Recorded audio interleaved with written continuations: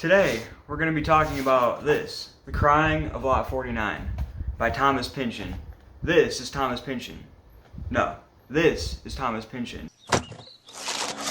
Hey, over here! Have your picture taken with a reclusive author. Today only, we'll throw in a free autograph. So, The Crying of Lot 49 by Thomas Pynchon. It's one of Thomas Pynchon's shortest novels. I read it earlier this year, and it's only this long, as you can see. Probably one of the smallest I've read this year for sure. Only about 140 pages. The story follows Oedipa Maas, a housewife living in Northern California in the suburbs with her husband. Her ex-boyfriend, Pearson Verity, dies and leaves her to be the executor or executress, if you will, of her last will and testament. Pearson Verity, he's an interesting character. You don't really learn much about him throughout the whole novel. And then throughout the story, it becomes revealed that Oedipa gets enveloped into this vast conspiracy of underground mail carriers operating in San Narciso and all throughout LA called Trastero. Okay, so don't mind the sudden change of lighting. There definitely is no passage of time, nothing crazy like that. This is 1 second. This has only been 1 second. It's definitely not the middle of the night now. I'm definitely not recording this, waking all my neighbors. So that's essentially the layout of Crying of Lot 49. That's the quickest summary that I can manage. And at this point, I don't know how long this video is going to go on for, but I'm about to dive into a quick analysis. I'm probably going to go over the entire book. So I'm just going to try to detail and summarize it. There's a lot to go into. I'm going to start with the characters. Alright, so of course we'll start with the titular Oedipa Maas. She's the protagonist of the novel. Her name is very, very strange. The name Oedipa, it of course brings to mind Oedipus, the old Greek tragedy. We'll get into that later. Oedipa, as I mentioned, she's a housewife and she essentially just has no purpose. She's alienated in life. She's married to her husband, Wendell Mucho Maas. Wendell Maas, she calls him Mucho. I'm not sure why that is. He calls her Ed for short, OED, just Ed. They have a very weird relationship. It's essentially a loveless marriage. You don't even find out how they married in the first place. I'll get into him in the future. I want to jump into Pearson Verity. Pearson Verity, he's also got a strange name, Invert. Pierce Invert almost pierces into Oedipa, inverts her character. Pierce is essentially a millionaire, owns the entire town of San Narciso, which is it's a fictional town in the story. He dies before the events of the novel take place, and he essentially has a letter sent to Oedipa naming her the executor or executress, if you will, of his last will and testament. So this is essentially the main plot of the novel, or at least so it seems. Crying of Lot 49, it's essentially a red herring, and it's a red herring within a red herring within a red herring. Imagine a Russian nesting doll of red herrings inside red herrings. Why do I say red herring a million times? It's essentially something that draws away from the attention of the general plot, from what I gather. And within the Crying of Lot 49, the 6 chapters that it's contained, you're going to be drawn away over and over and over again. And that's essentially just the general plot of the novel. Is Oedipa is drawn away from her quest to execute this will. You don't even get to read the will. You don't see what it is. I would imagine she probably doesn't even open the letter. I mean, doesn't even look into it really. She just gets sucked into this giant conspiracy. So I'll go over one more character and then I'm just gonna jump right into the story, because if I go over every character, it's gonna be crazy. It's gonna be out of control because there's so many characters and all their names. You can spend hours, not hours, but you can spend quite a while talking about the different meanings, the different idiosyncrasies of all the different names, how they kind of weave with each other. But I want to talk about Metzger.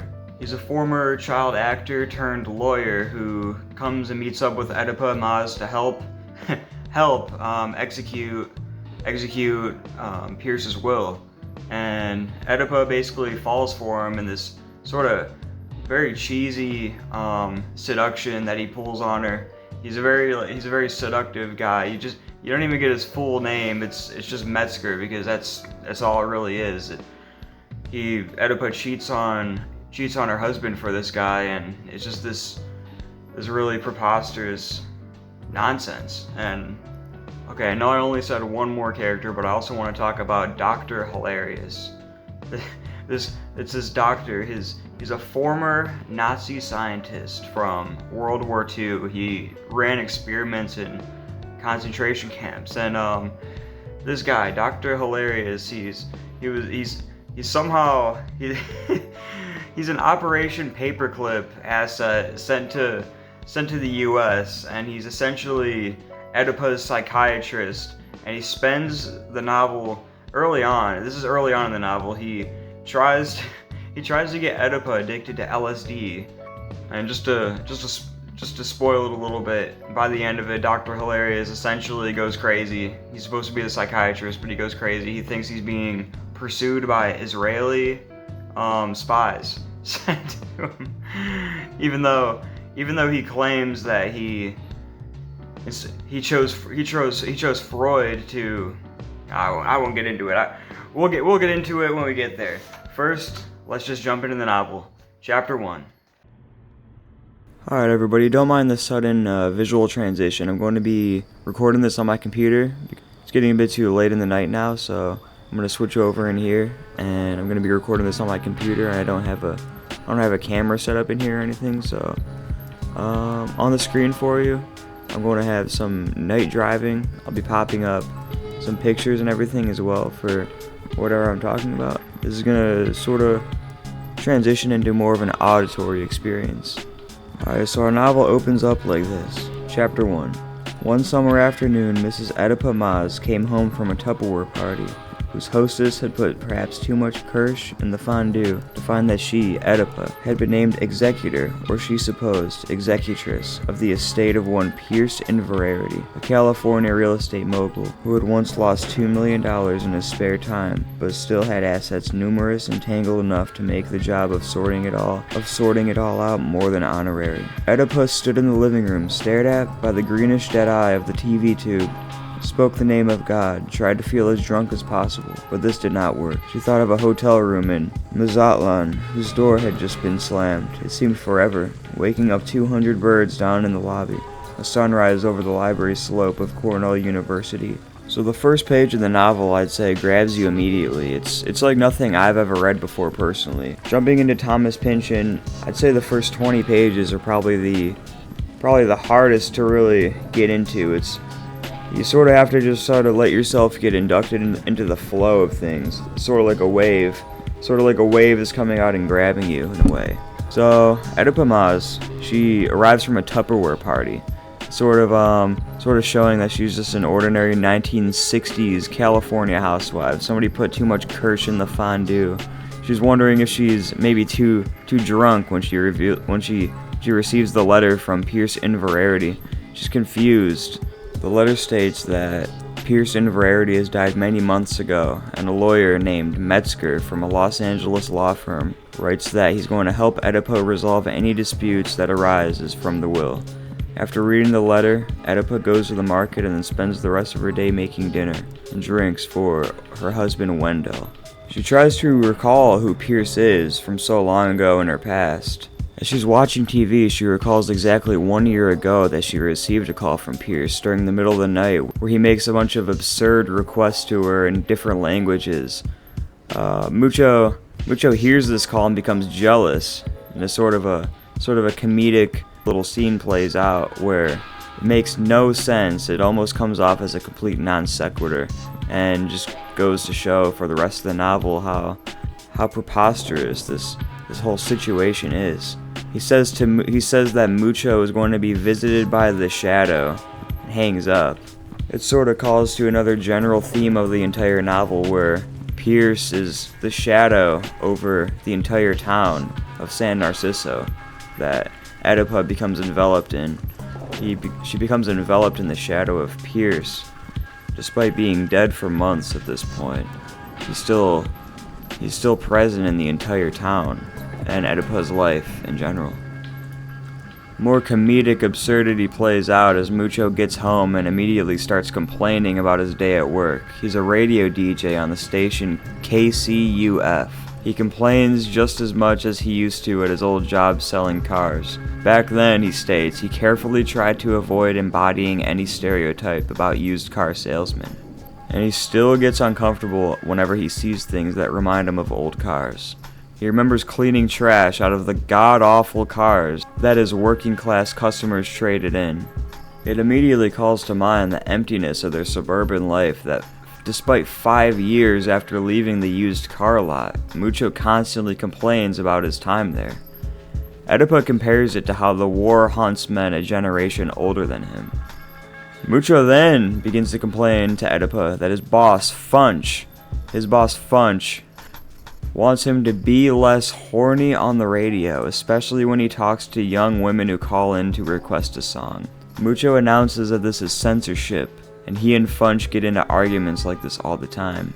Trying to change the subject, Oedipa shows Mucho the letter she received. "What am I going to do?" she says. "Oh no," said Mucho, "you got the wrong fella, not me. I can't even make out our income tax right. Execute a will, there's nothing I can tell you. See Roseman." He tells her to see Roseman, their lawyer. Within the same paragraph, it immediately cuts to next morning. She's getting ready, she's doing her eye makeup to see Roseman. She's trying to disguise her exhaustion. She explains that she did not get any sleep the night before, because during the middle of the night, similarly to when Pierce called her, she gets a call by her psychiatrist, Dr. Hilarious. As I explained in my opener, he's a former Nazi doctor who performed psychological experiments on Holocaust victims. Currently, in the United States, as a psychiatrist, he's attempting, let me just read this verbatim. For the experiment, he was helping the community hospital run effects on LSD-25, mescaline, psilocybin, and related drugs on a large sample of suburban housewives.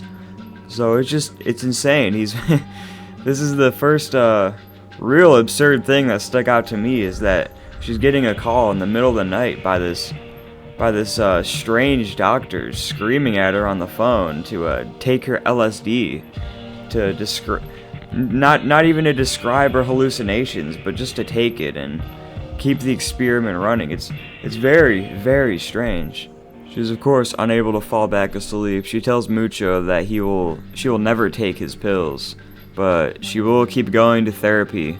She says that he likes to make faces. She remembers his Fu Manchu face, in which he sticks out his tongue and stretches out his eyes. So she finally goes to see Roseman. She learns that Roseman was awake all night as well. He was ruminating about Perry Mason, a TV lawyer he admires and resents. When Oedipa walks into Roseman's office, she catches him stuffing a bunch of papers, a draft of fictional charges against Perry Mason, into his desk. She awkwardly comments that Roseman looks less guilty than usual. They first met in therapy. The whole time during lunch, Roseman is trying to play footsie with Oedipa and clumsily hit on her the entire time. She ignores it. He explains the work that goes into executing a will. As the reader, you don't really receive much information. All this is essentially glossed over. Oedipa then states how, in her mind, how bored she is, how she feels that she's trapped in Kinneret, the town in which she lives in. She sees herself as sort of a Rapunzel, and she begins to cry, feeling that she'll never be able to escape her tower. Having no apparatus except gut fear and female cunning to examine this formless magic, to understand how it works, how to measure its field strength, count its lines of force, she may fall back on superstition, or take up a useful hobby like embroidery, or go mad, or marry a disc jockey. If the tower is everywhere in the night of deliverance, no proof against his magic, what else? These thoughts end Chapter 1. Chapter 2 immediately begins in italics. She left Kinneret then, with no idea she was moving towards anything new. She then leaves her hometown Kinneret and drives into San Narciso. She looks out towards the endless sprawl of the city, Pierce's hometown. She drives towards a motel to meet Metzger. As she's observing the city, it reminds her of a circuit board. And thinking of a circuit board, it almost makes you think of the inside of a brain, calling upon the general theme of this book, the cerebral theme of what's going on inside Oedipa's head, what's going on inside the reader's head. She states again she's lost her faith, and she wonders if Mucho feels the same the way at the radio station, having lost his faith in the job. Oedipa continues to drive through past a stream of unassuming beige industrial buildings. She passes the huge missile standing outside Yoyodyne Company's huge electronics division's factory, which she remembers that Inverarity invested in. This is the first mention of the Yoyodyne Company, which is very interesting because, though I haven't read it yet, I know that Yoyodyne appears in Pynchon's first novel, V. Oedipa is disillusioned by the city's ugliness. Oedipa pulls into a motel called Echo Courts, which has a giant sculpture of a nymph outside. Which immediately brings me to this. The names San Narciso and Echo Courts are a clear play on the ancient Roman myth of Narcissus and the Echo.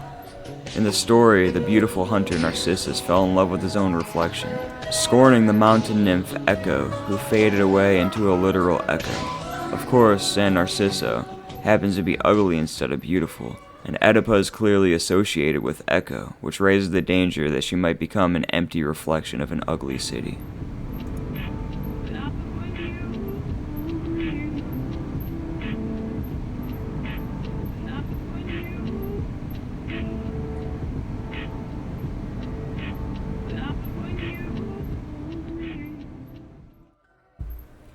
So then Oedipa enters Echo Motel, which she immediately notices is very silent. She meets a teenager named Miles, who is the hotel manager there. And Miles is another interesting character. He runs a band called the Paranoids, where they're openly aping the Beatles. In fact, they watch British movies to try to get the accent down. The Paranoids consist of dirty, pot-smoking hippies, as many such cases in the 60s, and they almost serve as a background track that plays throughout the novel. Another common theme, music, as there are many brief tracks that appear on the pages throughout, this chapter being one of the first that appear. The Paranoids thusly play into the general comic relief of the entire novel.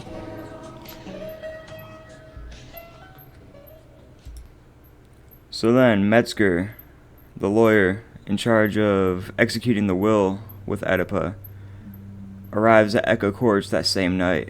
He's so attractive that Oedipa wonders if he's an actor playing a trick on her. This is of course ironic as he's revealed soon that Metzger was a former child actor movie star before he became an attorney.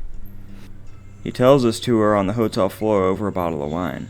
Once back in her room with Metzger, she flips on the television and synchronously a movie featuring Metzger comes on.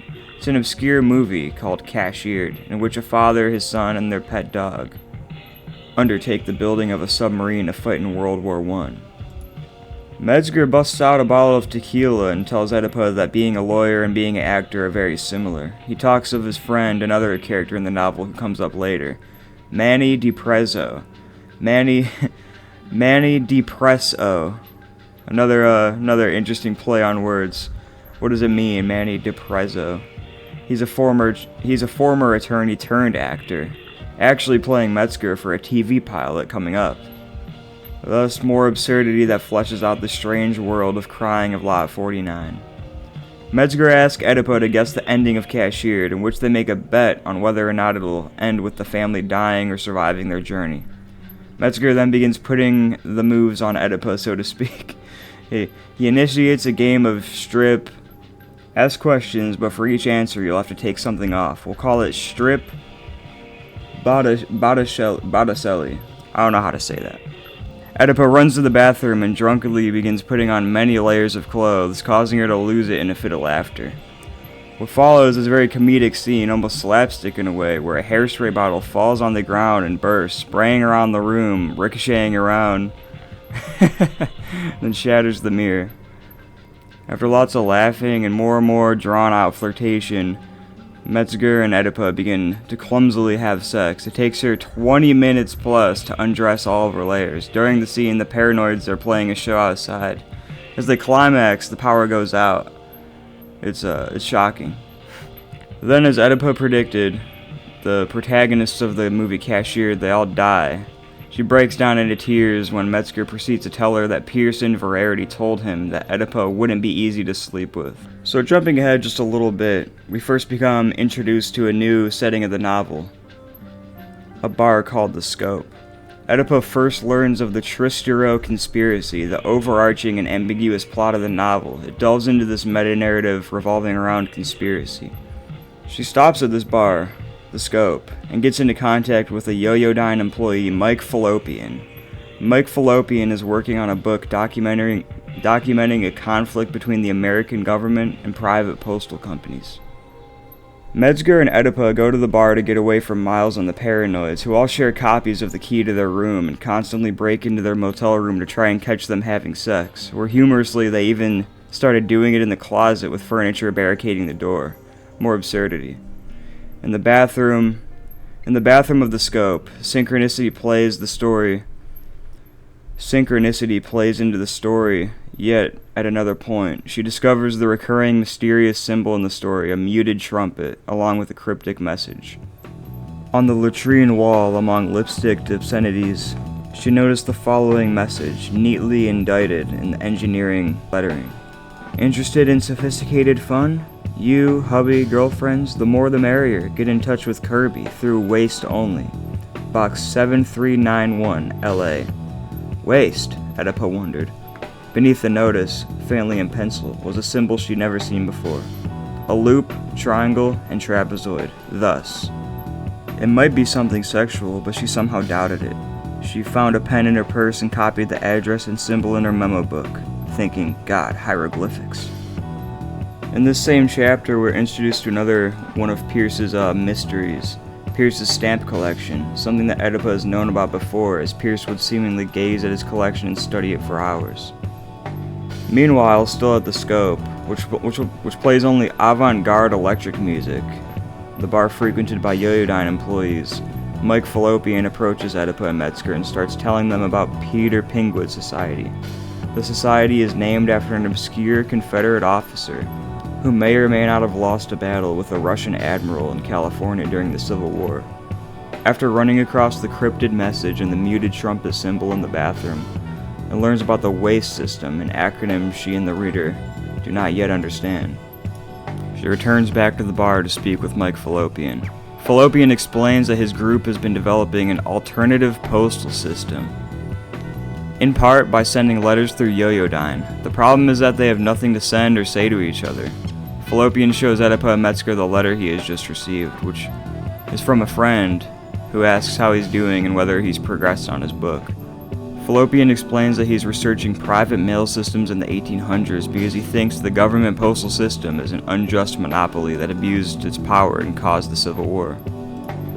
Soon after, we're brought into a new scene where Metzger and the Paranoids and Oedipa all go to the Fangoso Lagoons neighborhood that Inverarity built. On the drive over, Oedipa thinks about how the Pacific Ocean redeems humankind's excesses on land. When they arrive, they find their way to the man-made Lake Inverarity, which has an island with a beautiful social hall in the middle. To get there, the group decides to hijack one of the many boats docked nearby. At this point, they run into Manny DiPrezzo, who Metzger talked about previously. He suddenly jumps out from a tarp and boards the boat. He needs to cross the lake, and two men in gray suits are pursuing him. While the Paranoids sing, DiPrezzo explains that the Mafia is after him and that he's been planning to sue Pierce Inverarity's estate. Before he can continue further, the boat reaches the island, and the group climbs up onto the social hall's roof to have a picnic. Then DiPrezzo explains that Tony Jaguar, his client in the Mafia, is after him because he's broke and cannot loan Tony any money. Tony is suing Inverarity because he's sold Inverarity some human bones for his Beaconsfield cigarettes, but Inverarity never paid Tony. Oedipa asks where the bones for Beaconsfield's cigarette came from. Metzger suggests that they have to dig up old cemeteries to build highways, the East San Narciso Freeway, but DiPrezzo explains that the bones were really from the Lago di Pieta in Italy, where there was a long siege during World War II. The Germans killed off a group of stranded American troops, then dumped their bodies in the lake. Thinking he can get someone to pay for the bones, Tony Jaguar had them dug up and sent to the United States, where they ended up in Beaconsfield cigarettes. Metzger triumphantly points out that Inverarity invested in the company that designed the filters. not Beaconsfield, which actually bought the bones. And then, to Manny DiPrezzo's shock, the Paranoids and one of the Paranoid's girlfriends comment about the bones, who were listening the whole time. The girlfriend comments that the bone story reminds them of The Courier's Tragedy, a play they saw recently. At this point, humorously, DiPrezzo gets chased off by the gray-suited men coming after him in the boat. He commandeers the boat the group hijacked and then disappears, leaving the rest stuck on the island. Eventually, they found a way to get off the island, and all afternoon, the marijuana-smoking paranoids try to explain the complicated plot of The Courier's Tragedy. Oedipa's decidedly confused, and she decides to just go see the play herself, which is being put on by a struggling local theater company. Alright, so Oedipa goes to learn about the Courier's Tragedy, and the play's split into 5 acts, and I gotta say, this is one section where I personally really struggled with, because the play is absolutely insane. It jumps around, you're learning about these extremely complicated Italian family names. It makes no sense. It's filled with non sequiturs. It almost feels like the entire story of Crying of Lot 49 almost compressed down into a meme of itself. And I'm going to do my best to describe the events of the play, but bear with me here, okay? The excessively complicated plot of The Courier's Tragedy centers on ruling families of 2 Italian duchies, Squamuglia and Fagio. 10 years before the play starts, Angelo, the malicious Duke of Squamuglia, plotted to kill the Duke of Fagio and his young son Niccolo. This would allow Angelo's ally, the Duke of Fagio's illegitimate son, Pasquale, to take power. Angelo suddenly killed the Duke of Fagio, but a dissident named Ercole secretly saved Niccolo, who started plotting his revenge after Pasquale took over. I'm sorry, this is just too crazy. Let me try to give you all the Cliff's Notes, alright? Angelo runs into a postal company called Thurn and Taxis, it again plays into the plot of the novel, where it's an alternate postal company, an underground, filled with underground secrets and conspiracies, all that. The first 3 acts are just filled with drawn-out medieval torture and murder. Characters are getting killed off left and right. A group of 50 Fagian knights mysteriously disappeared just before Angelo poisoned the Duke of Fagio. In Act 3, Ercole's allies interrupt Pasquale during an orgy and torture and murder him, which leads to a man named Gennaro taking power. Gennaro is planning to attack Squamuglia. He sends a cryptic letter for Gennaro with the official courier from Thurn and Taxis, which happens to be Niccolo. Blah blah blah blah blah. All while the play is just completely devolving. There's strange men running on stage, completely unintroduced characters. And then the play's last act shows Gennaro's army slaughtering Angelo and everyone who works for him. Everybody dies except Gennaro himself, who is played by the play's director, Randolph Driblet. Oedipa insists on meeting Driblet backstage after the play to ask him about the bones. Metzger mocks her for caring so much about an unsolved mystery from World War II 20 years ago. He waits in the car while Oedipa goes to investigate the possible connection between the play and the Lago di Pieta. So finally, of course, the play's over. It was crazy. So Oedipa meets Driblet backstage in his dressing room. Although he insists the play isn't literature and doesn't mean anything, Oedipa asks him for a script. He points her to a fling cabinet, but the documents inside are old and stained. Driblet explains that he found the original script at Zapp's Used Books in an anthology called Jacobean Revenge Plays.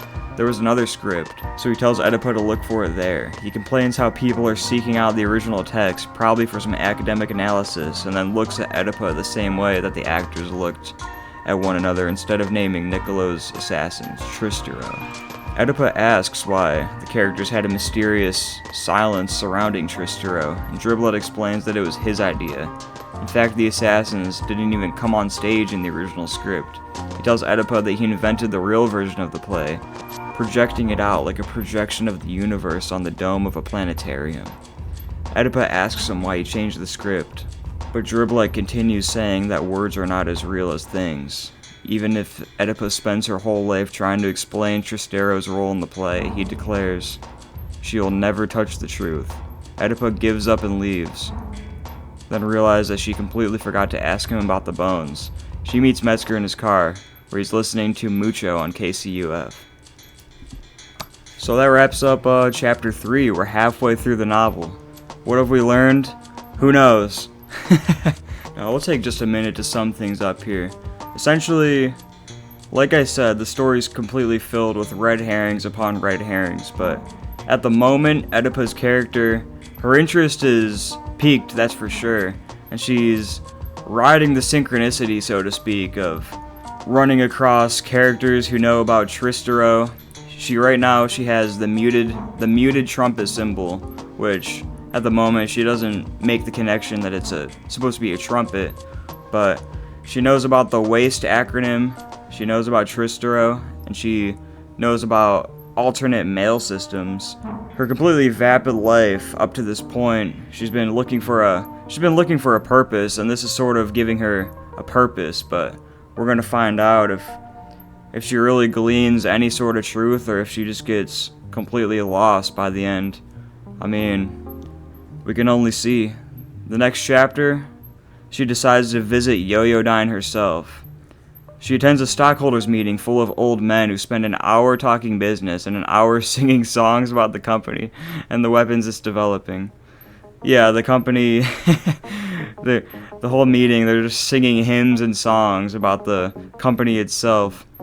Oedipus goes on a tour with these stockholders, but she gets lost among the Yoyodyne office workers and starts wandering around looking for an exit. So another thing I really like about the novel is the loneliness you feel when Oedipus is just sort of traveling around, and that's honestly why I chose to put the background footage of just night driving. It really just perfectly states that lonely feel. I mean, there's multiple sections of the novel that stand out to me where Oedipus is just driving on the highway between one location to the other, just completely lost in her own mind, her own head, completely lost in a conspiracy that ultimately might not even lead her anywhere. It's another point like this where she's just wandering through the Yoyodyne offices. She has no reason to be there, but through just riding the synchronicity wave, she notices one of the employees, Stanley Kotex. She looks at what he's drawing, and she sees that he's drawing the same trumpet-like symbol that she saw in the message from Kirby on the bathroom wall at the scope.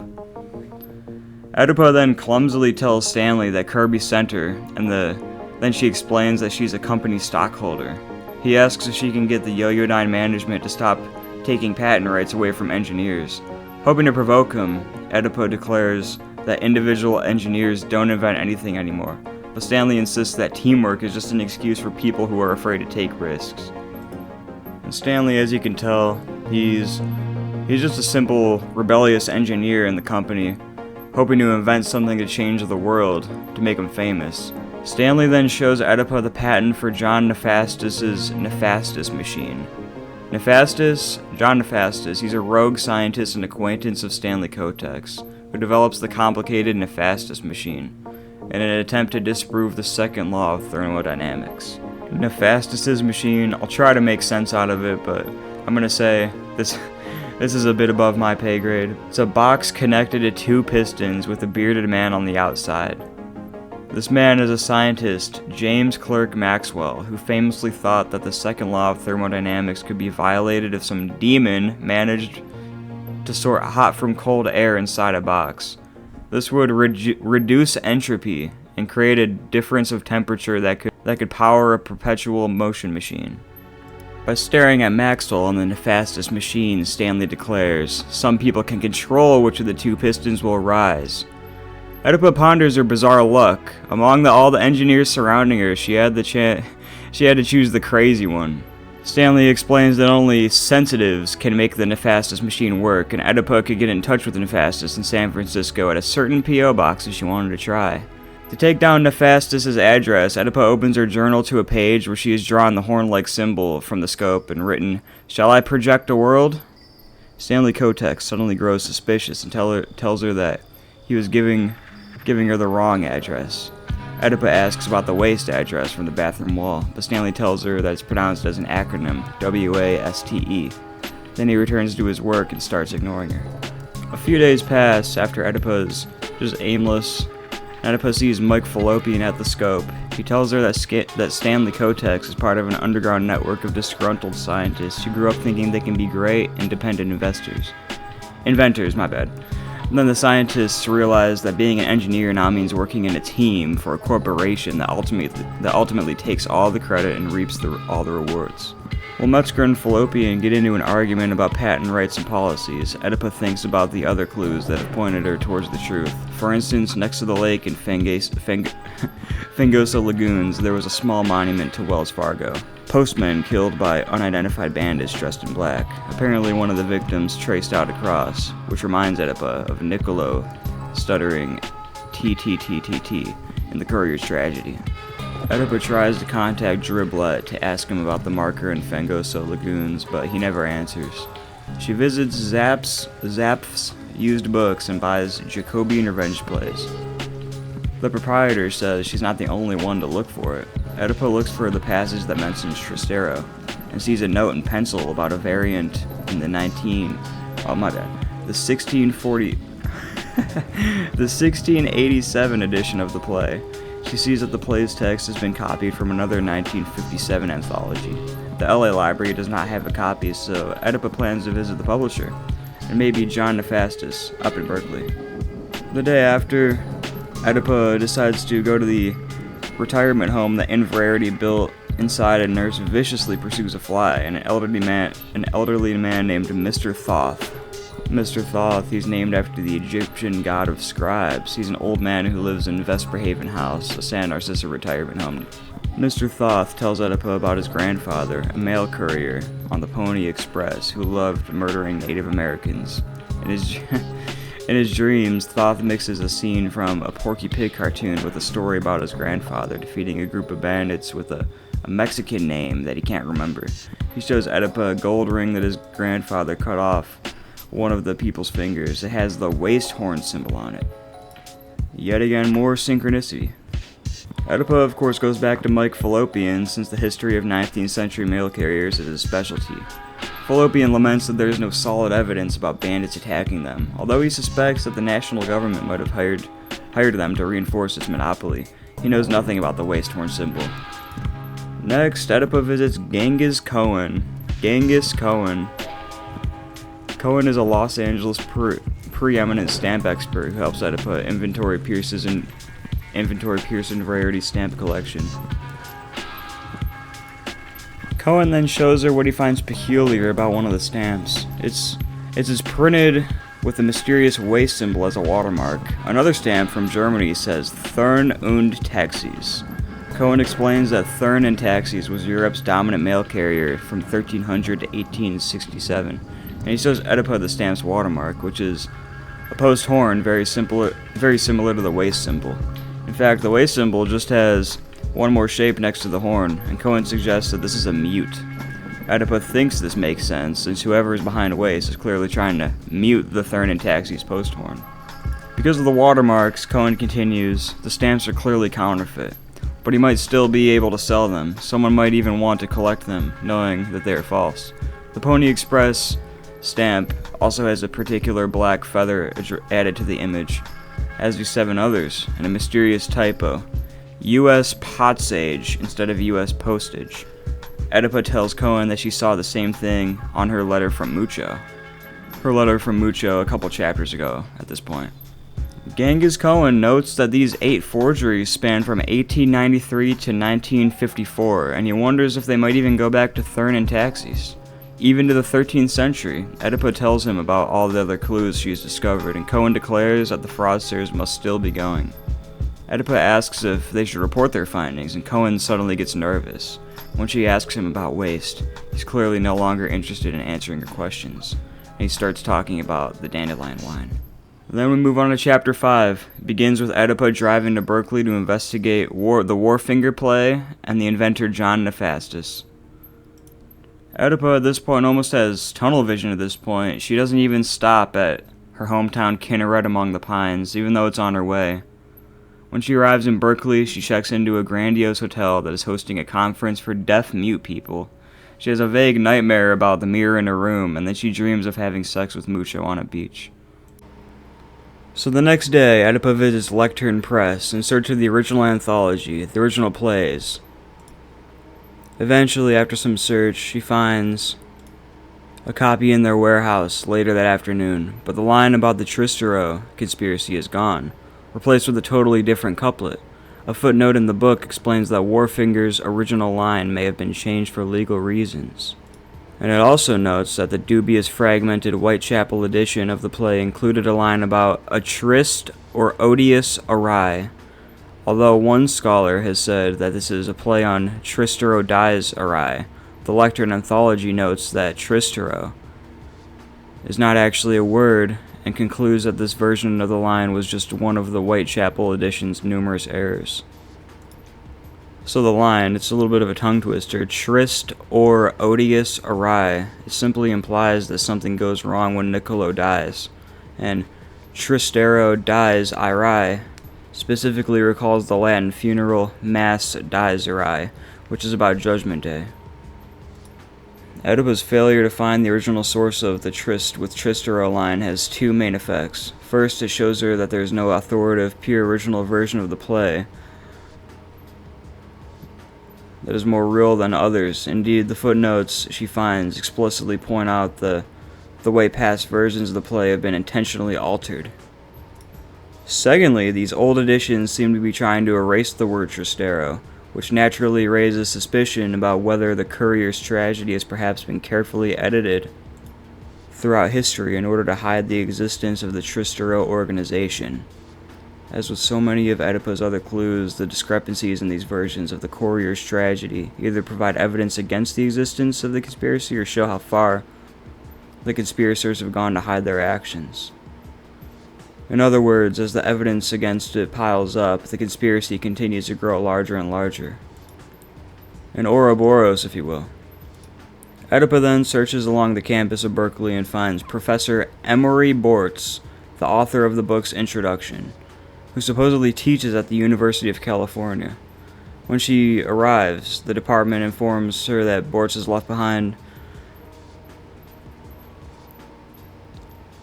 When she arrives, the department informs her that Bortz has left and moved to San Narciso. Oedipa walks through Berkeley campus feeling insecure and irrelevant. She went to college in an era of conformity. I'd have to cut that whole thing. Moving on, Oedipa looks up John Nephastus in the phone book and visits him at his apartment nearby. He starts by offhandedly mentioning his interest in underage girls. Then he shows Oedipa his machine and explains the balance between heat and communication entropy in a complicated way that Oedipa does not completely understand. Or me, for that matter. Me, Zach, I don't understand it either. I'm just gonna keep reading and pretend I understand it, of course. Nephastus believes the demon in the box is real and that it communicates with sensitive people. Sensitives, he calls them. Oedipa stares at the picture of Maxwell and wonders if he even believed in the demon. After most of an hour, the box still hasn't moved, and Oedipa starts breaking down in frustration. Nephastus holds her and proposes that they have sex while listening to the evening news, but Oedipa just runs off outside and drives away. Let me actually read this here. How wonderful that might be to share. For 15 minutes more she tried, repeating, "If you are there, whatever you are, show yourself to me. I need you. Show yourself." But nothing happened. "I'm sorry," she called in, surprisingly about to cry with frustration, her voice breaking. "It's no use." Nephastus came to her and put an arm around her shoulders. "It's okay," he said.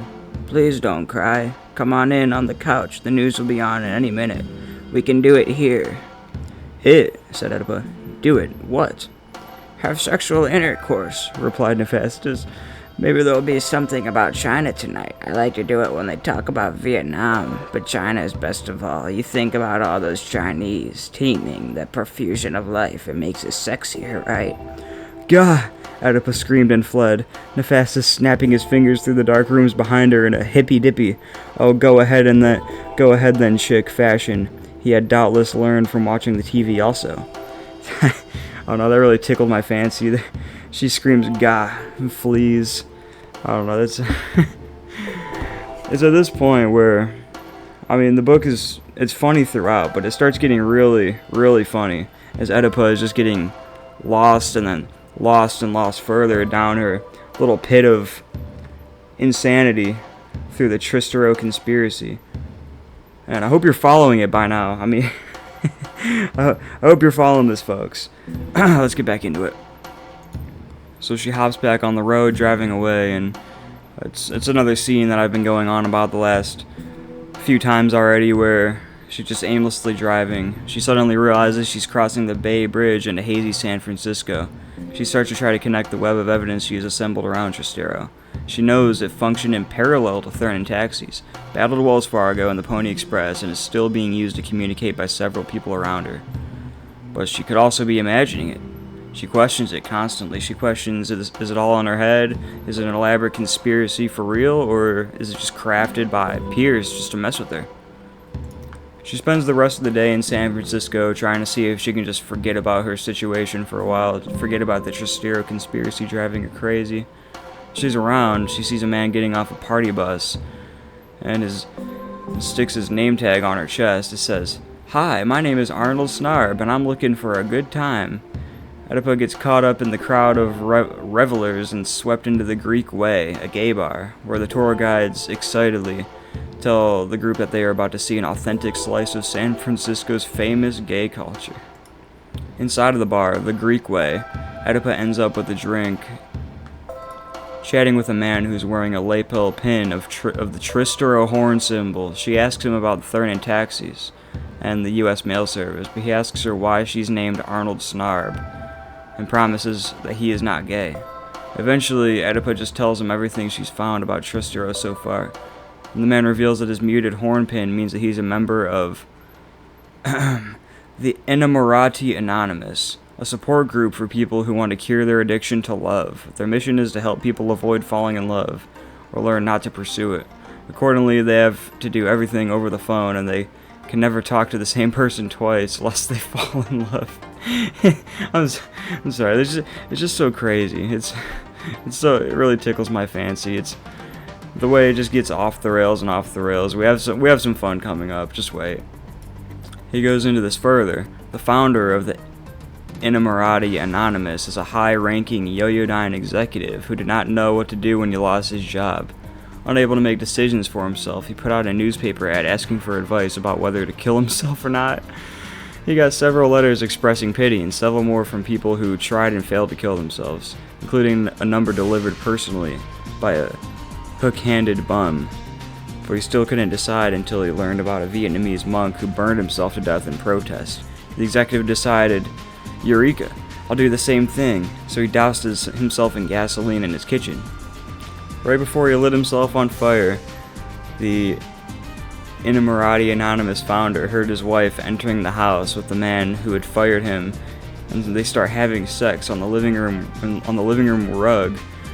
When they meet the founder in the kitchen, he maniacally laughs and then took his suit off. He saw the stamps on the gasoline-doused letters in his pocket, showed the horn watermark, and he decided that this was a sign that he had to give up on love for the rest of his life and create a society of isolates who would do the same.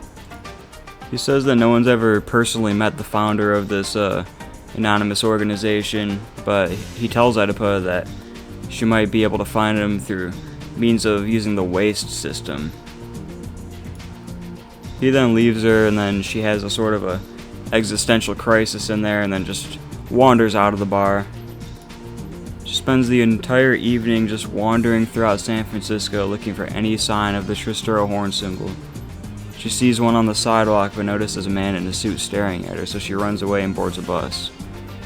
Oedipa spends most of the night on buses, slipping in and out of consciousness, but she eventually decides that she will definitely be safe and finally begins to enjoy the sensation of risk. She starts walking again and wonders if her clues will lead her anywhere or if they're the whole message. Next up on Oedipa's wanderings, she runs into children in the park who say that they are dreaming, but also that dreaming and being awake are the same thing. Oedipa asks them about the Tristero symbol in which they're jumping ropes Oedipa notices that they have the Tristero symbol drawn on the ground, and they explain that they jump rope in the different parts of the symbol while singing Tristo, Tristo, 1, 2, 3, turning taxis from across the sea.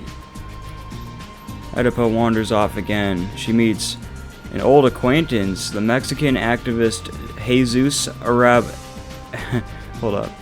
Jesus Arable? I'll say Arable.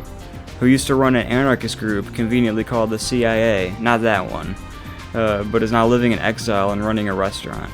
Jesus asks Oedipa about Inverarity, whom he remembers seeing as the perfect enemy. Jesus saw this as a miracle, another world's intrusion into this one, showing him exactly what he had to destroy. Oedipa wonders whether Jesus would have given up on anarchism had he not met Inverarity, who is really the only person linking her and Jesus together. She notices an old anarchist newspaper from 1904 with the post-horn symbol on it, and Jesus comments that this paper has somehow made it to him 60 years after it was first mailed out. Oedipa wanders off again. She sees a group of hoodlums with the horn symbol stitched on their jackets at the beach. She sees it scratched into the back of a bus seat with the caption, "Death, don't ever antagonize the horn." Oedipa also finds it in the front of an empty laundromat, on a sign promising anyone who knows the symbol will know where to find out more. A girl traces out the shape of the horn on the bus. A man with the symbol in his balance book loses money in a poker game. Even the Alameda County death call references the horn next to its bathroom stall ad for a monthly ritual murder. Oedipa dreams of a boy planning to negotiate humankind's transfer of power to the dolphins, asking his mother to write to him through waste. She sees the symbol several more times throughout the night. So, it's just crazy. Needless to say, Oedipa feels absolutely defeated, paralyzed by the sheer quantity of clues and the popularity of waste. Downtown, she sees an elderly sailor with the symbol tattooed on his hand, crying inside a building. She approaches him and he gives her a letter for his wife, whom he abandoned many years ago. He tells Oedipa to take it under the bridge, and she embraces him. Another old man asks Oedipa to bring the sailor up the stairs, and she does. The other man explains that the sailor went looking for his wife, and as usual disappeared. Oedipa leads the sailor to his room and imagines helping him finally get to his wife, but the sailor tells her to send the letter. The stamp on it has a small black figure added on. Oedipa runs outside, and she finds the bridge that the sailor told her to seek out. Once she arrives there, it takes her an hour to find the green can marked waste. She sees someone else leave letters inside, adds her own, and then waits. When a raggedy man picks the letters up, she follows him downtown, where he trades letters with another courier. Oedipa continues following the man across the bay to Oakland, where he passes through a nondescript neighborhood, and then ends up, of all places, back at John Nefasis's house. Oedipa goes back to her hotel. She dances with some deaf-mute people for a couple hours, and she goes to bed. The next morning, Oedipa decides to return to Kinneret and visit her therapist, Dr. Hilarious, on the way. Although she's seen evidence for night after night of the muted horn and the waist symbol all over the Bay Area, she hopes that Hilarious will convince her that she imagined the whole thing. What happens next is probably one of my favorite scenes. I believe I referenced it a couple times earlier, at least in my little opening scene where I was trying to give a character analysis of each character coming up. Dr. Hilarious, she arrives in Dr. Hilarious's office and it looks empty, but then a bullet flies past her head. Oedipa runs to the office door where Hilarious's assistant lets her inside and explains that Hilarious has locked himself in his office with a gun and is shooting at anyone who approaches. He thinks that 3 armed terrorists from Israel are coming after him. The assistant suggests that maybe this is because of the miserable housewives that Hilarious treats. So this little scene here, it's definitely the most action-packed scene in the entire novel. It's definitely a step up from just the meanderings and wanderings of Oedipa throughout the novel. This is definitely probably the peak of the action here, is this confrontation with Dr. Hilarious. So Oedipa, she approaches Hilarious's office and she introduces herself as Oedipa. Through the door, Hilarious accuses her of working with the plot against him and then embarks on a diatribe about his waning faith in Sigmund Freud. He no longer believes that therapy can help people tame the unconscious. Police sirens approach, but Hilarious says it would be pointless to try to stop the Israeli fanatics who are after him, because they can pass straight through the walls of his office and clone themselves. it's like reading something out of the first Deus Ex game. They can clone themselves, walk through walls. He doesn't trust the police either, and he says the police may be in danger as well from these Israeli agents after him. So the police begin their approach, and Dr. Hilarious, he reveals that there's a special secret face that makes people go insane. And he tells of his time at the concentration camp. He warns that he's going to make it for the police, this face that makes people go insane. The police break into the office, and Hilarious pulls Oedipa inside, taking her as hostage. He expected someone else, but notes that his patients on drugs like LSD can't distinguish between other people either. But also note that Oedipa never took her LSD, no matter how many phone calls he made to her in the middle of the night. She never took the LSD, making sort of a distinction between herself and the other housewives that the doctor was testing on. The police are at the door, and Oedipa is begging to him to surrender to the police. The police talk to Oedipa through the door and ask if she can distract Dr. Hilarious so that the TV news crew can film them. Hilarious reveals that he was helping the Nazis look for a way to drive Jews insane by making faces at them. He insists that he always tried to avoid confronting his past by analyzing it like Freud, by analyzing it. He thought that he could neutralize the evil, but he's realized that he will never be able to. He makes this funny distinction. The reason that he went into Freudian psychoanalysis rather than Jungian psychoanalysis was because of his past as a former Nazi scientist. It's almost like he's saying, well, he outright says this. He says, see, I went with Freud because if I went with Jung, I'd be playing into the stereotype of whatever he's going for here, Christian psychoanalysis, I suppose. Even though Jung is way better than Freud, but we'll talk about that when we get there. Oedipa finally gets a hold of Hilarious's rifle and threatens to kill him, and then mentions that she wanted him to help her cure a fantasy. On the contrary, Hilarious tells her to cherish her fantasy, which is all she has, and he urges her to shoot him. She lets the police inside to come take Dr. Hilarious away. He's finally lost it. Now with another person that Oedipa can't turn to. She finds Mucho in the KCUF radio truck covering the standoff. He gives her the microphone and asks her to summarize the day's events. Then thanking her, calling her Mrs. Edna Mosh, he promises that the radio's distortion will correct her name. After they briefly chat with the police, Oedipa and Mucho go to the KCUF radio station where Mucho's boss, Caesar Funch, reveals that Mucho seems to be losing his identity, gradually becoming generic, he says. Although Oedipa tells Funch that he's overreacting, soon she notices that Mucho is much calmer than usual. Oedipa and Mucho go to a restaurant to grab a pizza. Mucho asks about Oedipa's relationship with Metzger, and then he starts commenting on the background music in the restaurant. One of the violins is slightly out of tune. He declares that it would be wonderful to deduce everything about the violinist from one note, just as he can break a chord or a person's voice down into all of its component parts. Oh, great. So you see what he's turned into. He's turned into a LSD hippie. Mucho asks Oedipa to say rich, chocolatey goodness. She does after a long pause. Mucho explains that people who say the same words become the same people, even if they say them at different points in time. Oedipa suddenly understands what Funch was saying, and Mucho pulls out a bottle of LSD and explains that Dr. Hilarious is running his drug experiments on men too. Dun dun dun. Mucho proclaims that he feels like an antenna sending and receiving messages from the world and that he is sleeping better. He devolves into page-long diatribes about all sorts of LSD, hallucinogen nonsense that you might imagine, and then Oedipa realizes she's lost Mucho. She returns to San Narciso that same night. With that, we immediately move into Chapter 6, the final chapter.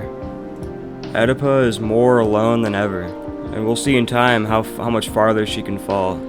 Chapter 6. Oedipa returns to Echo Quartz in San Narciso, where she finds the paranoids sitting motionless with their instruments next to the swimming pool, as though frozen in time. Serge, one of the paranoids, explains that his girlfriend left him for Metzger. And then he sings a song about copying the ways of older men by dating far younger women, and in his case, an 8-year-old at the playground, in a very strange song. Maybe I'll read it out here. What chance has a lonely surfer boy for the love of a surfer chick, with all these Humbert cats coming on so big and sick? For me, my baby was a woman. For him, she's just another nymphet. Why did they run around? Why did she put me down and get me so upset? Well, as long as she's gone away, yay, I've had to find somebody new, and the older generation has taught me what to do. I guess I should be singing this in a British accent, but that ought to do. So another interesting thing is that this is clearly referencing Lolita, the novel by Vladimir Nabokov, which is actually one of my favorite novels. Although it's extremely disturbing, and I hated reading it at some points, it's hard to deny that it's extremely well written. That's a whole nother rabbit hole to go down, but it's interesting that Pynchon is clearly fond of Vladimir Nabokov's work. I mean, even though from what I've heard, Lolita as a novel got very popular when it came out, it actually allowed Vladimir Nabokov to retire and essentially go back to his homeland down in Britain and just finish off his the rest of his years down there. It was very interesting to think of Pynchon getting inspired by Nabokov. You almost see a similar style of wordplay and riddles, and the text not being exactly as it seems. But back to the story at hand, it's almost wrapped up. Oedipa calls Randolph Driblet, but Driblet's mother picks up the phone and says that they have a statement ready for their attorney tomorrow. Confused, Oedipa calls Professor Emery Bortz, whose wife picks up and explains that, although Professor Bortz is busy getting drunk and throwing beer bottles at passing birds with his students, Oedipa is free to visit. So, very interesting with Driblet. Two characters just disappearing from Oedipa's life and the rest of the novel entirely, leaving her just, as I've said before, just leaving her completely stranded, psychologically. On her way to Emery Bortz's house in Berkeley, Oedipa passes Zapp's used books, which is completely burnt down. At the store next door, a clerk explains that Zapp's burned down his store for insurance money. The clerk, Winthrop Tremaine, is a virulent racist who sells government surplus weapons and replicant Nazi military gear. Oedipa is disgusted and leaves, but she regrets not killing Winthrop on her way out. It's really funny. Oedipa takes a very hard stance against a man selling replica Nazi military gear. I should have killed him. It's just crazy. I mean, have you seen those uniforms? Anyway. So she arrives at Bortz's house, but Bortz is pissed drunk, and he just barks a bunch of nonsense. Oedipa's trying to ask him about the Tryst with Tristero line being removed, and he says that the original copy is being held at the Vatican Library. And there's essentially no way Oedipa's going to get down there. Bortz explains to Oedipa that Driblet was following Bortz's own version of the play when they were doing their play act, and Bortz says that Driblet, who spoke the line as Gennaro, must have been familiar with all the versions of the play and just made the decision to say the line that very day, oddly enough. Oedipa just asks Bortz at this point what Tristero was or is, and Bortz explains that it's an ongoing question he addresses in his next book, which will come out the following year. He pulls out all sorts of strange books and says things that make no sense. He pulls out a book called An Account of the Singular Peregrinations of Dr. Diocletian Blob among the Italians, illuminated with exemplary tales of the true history of that outlandish and fantastical race, and tells her to check out Chapter 7. She finds what she's looking for in Chapter 8, in which Dr. Blob is crossing the mountains in a third and taxi's mail coach and gets attacked by black-clad horsemen on the shores of the Lake of Piety. The men killed everybody but Blob, who they warned of the wrath of Tristero, and asked to spread the news back to England. For the next few days, Oedipa continues to investigate Tristero. She gains herself a basic knowledge of the political turmoil in Central Europe during the late 1500s. Which, by the way, who knows if this is all even real, and even then, who would believe you? So then Oedipa gets news that Driblet, he passed away. So she and Bortz and his wife, and his graduate students as well, they go to the funeral for Driblet. She begs Driblet's spirit to send her some clues from the last moments of his life. Oedipa wants to know if his death had something to do with Tristero, if she could have saved him, and why he added the last 2 lines to his act the night she saw the play. Oedipa can't find any more information about Tristero, but Bortz speculates about his history. During a weak period for Thurn and taxis in the mid-1600s, Bortz thinks that Tristero leaders would have debated what to do. He imagines Thurn and taxis not fully understanding Tristero and believing in some mystical force was haunting them. Bortz even speculates that Tristero caused the French Revolution. Then he admits that he's making all of this up. Oedipa gradually gives up on the Tristero story. As we're nearing closer to the end, she doesn't follow up with Genghis Khan. Genghis Khan. That's a beautiful slip there. She does not follow up with Genghis Cohen, Mr. Thoth, or the publisher of The Courier's Tragedy. She doesn't try to talk about Driblet and ignores Bortz's offer to introduce her to another Warfinger expert. She does meet Mike Fallopian again at the Scope. She explains all her findings and asks why his mail club does not use waste. Mike replies that maybe they just haven't found the right opportunity yet, and that maybe Oedipa is really caught up in a complex host designed for her by Inverarity. He tells her to seriously double-check all of her evidence. Oedipa accuses Mike of hating her and recommends that he visits Winthrop Tremaine's store. Some more days pass, and Genghis Cohen calls Oedipa and asks her to come visit. He shows her an old stamp he found with the muted horn symbol that reveals the true meaning of waste. We await silent Tristero's empire. The stamp is not in Cohen's catalog, but it appears on a mysterious piece of paper glued into the beginning of the book. Oedipa notices that the catalog was from Zapp's used books, so she goes to San Narciso to investigate. Oedipa is not surprised to find that Inverarity owned the building where Zapp's used book was located, and the theater where Driblet put on The Courier's Tragedy. Inverarity is the common denominator in every aspect of the Tristero story. He even funded the college where Professor Bortz teaches. Oedipa even wonders whether Inverarity could have paid or persuaded everyone who she's met up to this point to participate in his scheme. She realizes Tristero could be a dream, a real secret mail network, an insane hallucination, or an unbelievably elaborate conspiracy created by Inverarity. Given these 4 alternatives, Oedipa hopes that she's insane. She spends the night frozen in terror, realizing that nobody can save her from her paranoia. A few more days pass. Oedipa is growing mysteriously ill. Genghis Cohen calls her yet again with new clues, including an article about Tristero splitting up during the French Revolution. Many of Tristero's patrons despised the revolution and decided to support Thurn and taxis because it was an aristocratic institution. After they were outvoted, they abandoned Tristero, whose remaining members mostly immigrated to the United States in 1849 and 1850.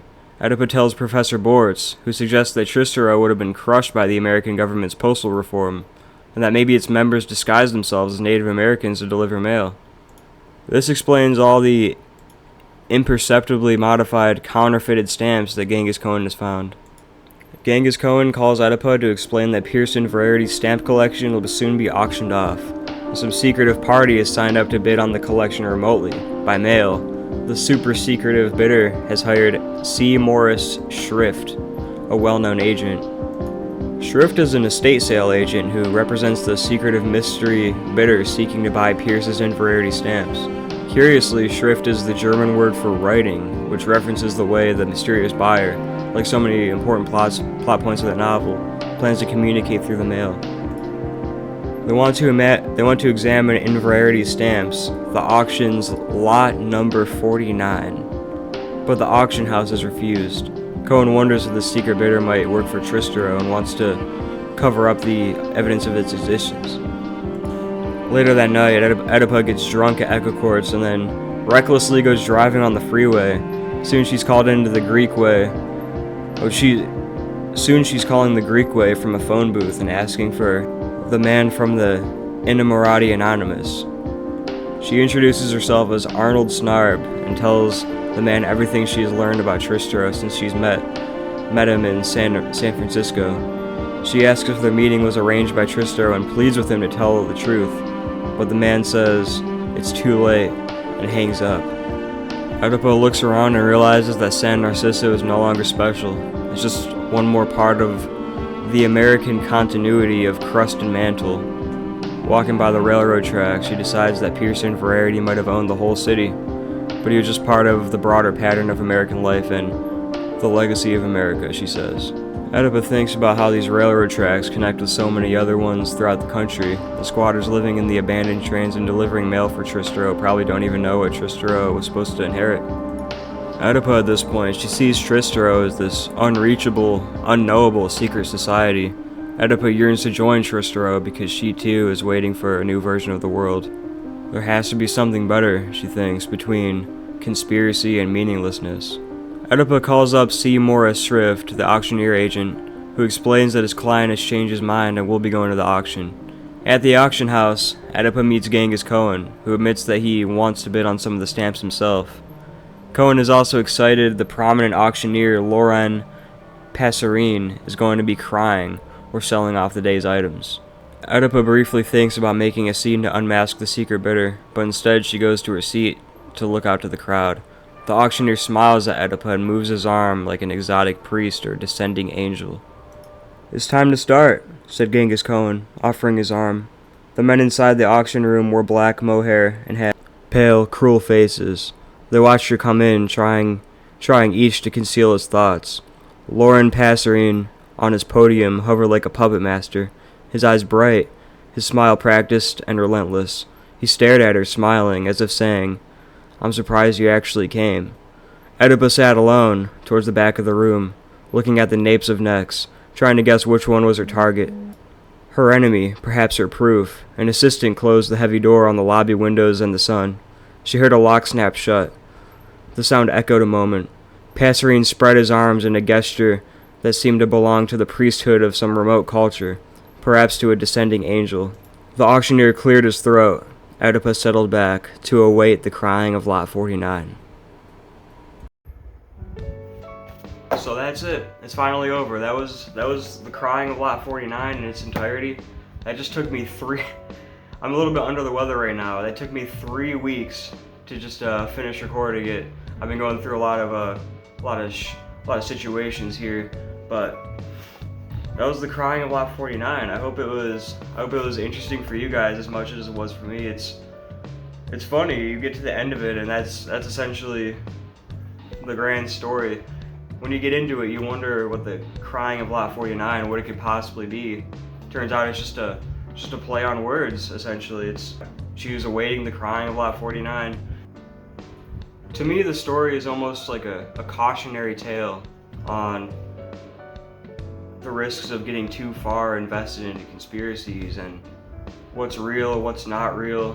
And at this point, I mean, Oedipa is so lost in her own head and in the world that at this point, who would even believe her? A bunch of whack jobs at some random ass bar filled with a bunch of yo-yo dying employees, space contractors, whatever they even are.